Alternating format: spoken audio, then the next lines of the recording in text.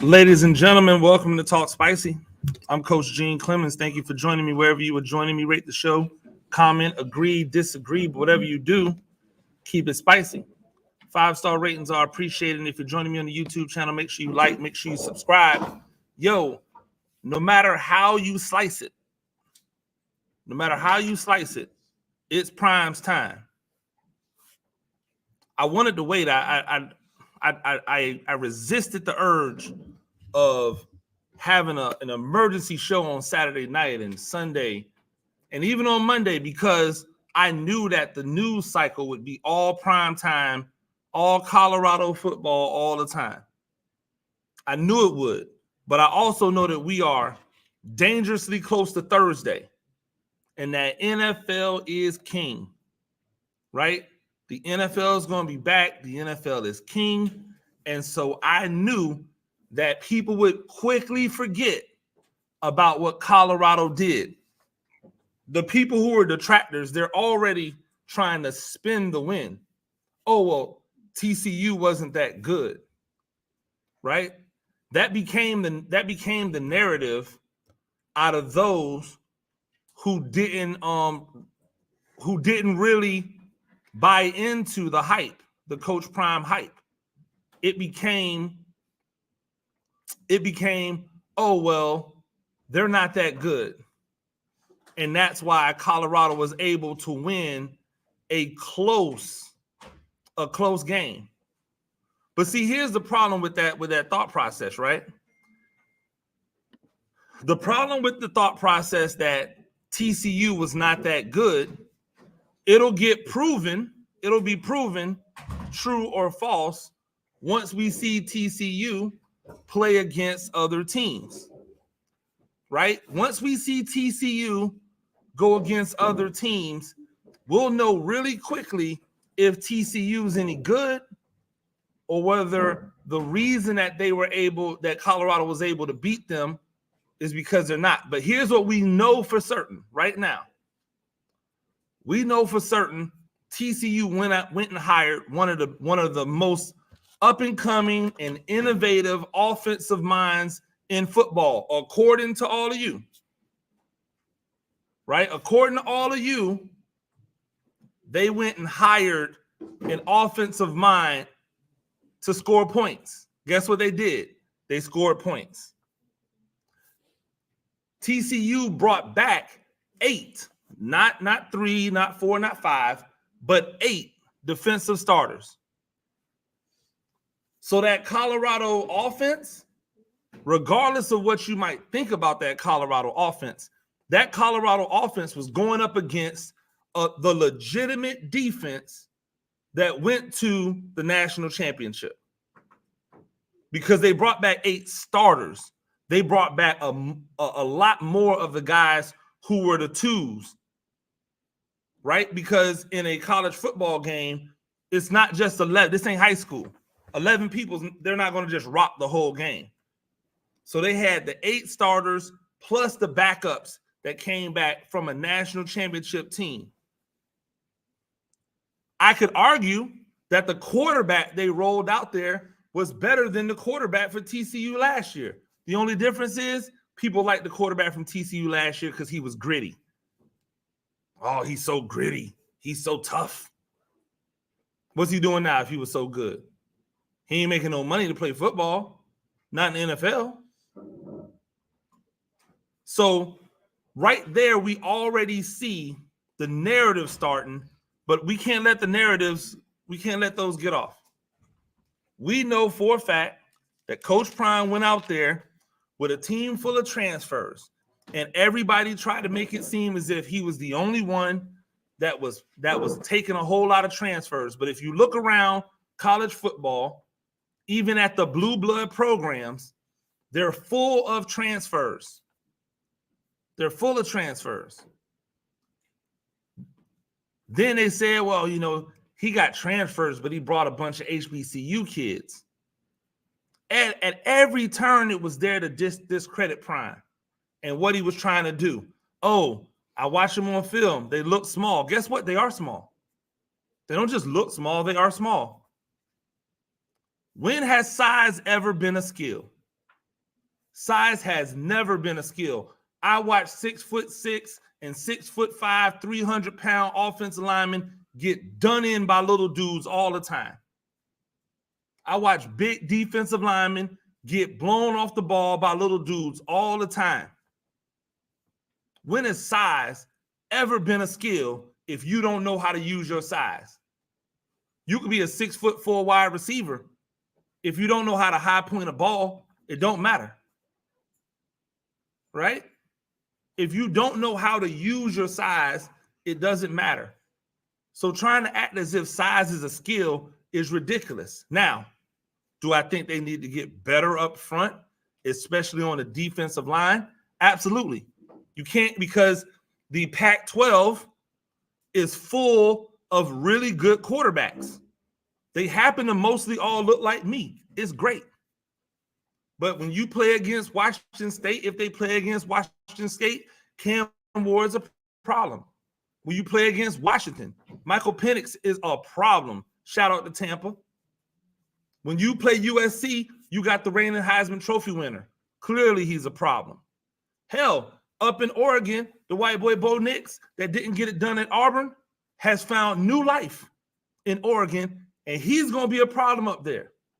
So if that defensive line can't get any pressure, and if they can't manufacture ways to get any pressure, Colorado's probably going to be in a lot of high-scoring games, and at some point, they're going to come up on the wrong end of it. This isn't a declaration that Colorado is now all of a sudden going to be a power.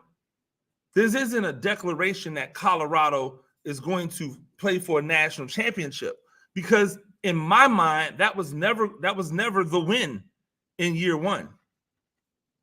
The win in year one was to show that Colorado was going to be a problem. And if you don't think they are going to be a problem, then you're just a hater. Shedeur Sanders, we've been telling people for years that Shedeur Sanders was the real deal. You know what y'all did? Y'all tried to hold where he was going to sign against him. Oh, well, before he went with his daddy to Jackson State, he was going to go to Florida Atlantic. That's not a top-tier program. Never mind that he had a relationship with the head coach and that he felt comfortable at that place with that head coach, that he didn't make a decision just based off name. His name is Sanders. He could have went anywhere in the country. You want to know how I know? Because everybody's son who was a big name in the NFL, they just go wherever they want to go. There's a kid here in Savannah where I live whose father played in the league, not even a well-known player in the league unless you really know football. The only way you're going to know that his dad played in the league is if you really know football. He's getting Division I offers, and he is no better than some of the guys who I've seen come through here before him that never got a sniff at a D1 offer. NFL players' kids, if they can walk and chew gum and look good in some shoulder pads and a helmet, they're probably going to get a Division I offer. And if you're Coach Prime's son, you go wherever you want. Shiloh Sanders went to South Carolina. He didn't go to South Carolina State and transfer to Jackson State. He went to South Carolina. He was playing meaningful minutes as a freshman. So this idea that Coach Prime was playing daddy ball was something that they tried to put on him as another knock. But Shedeur Sanders is the real deal. And we told you he was the real deal for years. If you don't believe me, go to my name, put in Shedeur Sanders, see what I was saying about him years ago. The real deal. Doesn't matter what the level is. The same way that I thought that Cam Ward would come from Incarnate Word and ball out at Washington State, which he did. The same way I thought when Michael Penix got from underneath that oppressive offense in Indiana, where people didn't really believe in him, that he would ball out. Guess what? He did. And now, right? And now Shedeur Sanders is doing the same thing. He went from Jackson State where he annihilated the 1AA. Can somebody please explain to me when the last time you saw somebody who was the most dominant force at one level not be good when he moved up to the next level or when she moved up to the next level? Usually, when you're the best at one level, when you move up to the next level, you're still pretty damn good. You're still pretty darn good. So, we're going to have to deal with Colorado. And, hey, here's a little something for you bettors right now. Colorado is only -3 versus Nebraska. They're only a 3-point favorite at home opener at a stadium that's going to be rocking. They're playing Nebraska. Nebraska has to come to that elevation. And you're telling me they're not going to beat Nebraska by more than a touchdown? Or you're telling me that they're only going to beat Nebraska by 3 points? If you're a betting person, go ahead and slam your money on Colorado right now. I watched that Nebraska defense play against 3 yards in a cloud of dust. This is not 3 yards in a cloud of dust. I watched that Nebraska offense play. They might have more success. They might have more success, but they're not going to be able to score with Colorado because we haven't even seen what this Colorado offense is going to look like once you have them in elevation, and these teams have to come to them with 1 day to get acclimated. It's going to be a problem when it starts getting colder and the air is super thin. And Colorado, they're up there playing and practicing in that every day. It's going to be a problem. It's going to be an issue. You know what else is a problem? How nobody is calling out Joey Bosa about a holdout into the season. Nobody's calling out Jones from Kansas City for a holdout into the season. They're not even on franchise deals. Nobody's calling them out. They just want more money. And people are under the assumption that because they play defensive line, that they have more leverage than the running backs who held out did. But here's the difference, right?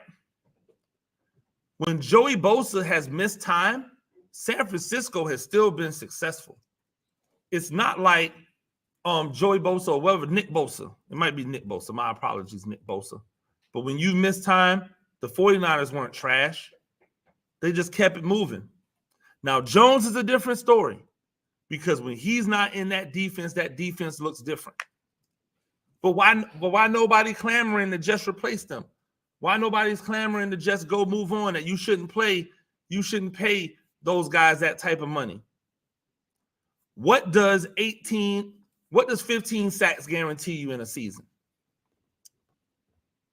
If you have a defensive player capable of getting 15 to 20 sacks in a season, what does it guarantee you as a football team? Do the math. 15 sacks in a season is a career year. That's less than a sack a game. Somebody please explain to me the difference that 0.6, 0.7 sacks a game is going to make to your season if everything else isn't already great. But if everything else is already great, can't you just duplicate those 15 sacks with 3 other dudes? So why have we overvalued defensive ends, edge rushers, defensive tackles? See, if we want to get into the value game, we can get in the value game, but nobody ever really gets into it. They only ever point out the things that are easily quantifiable, which is like a running back's position. Oh, well, he rushed for this amount of yards on these carries, and if we replace him, we can get 2 people to rush for that amount of yards. You can do the same thing defensively. You can do the same thing defensively.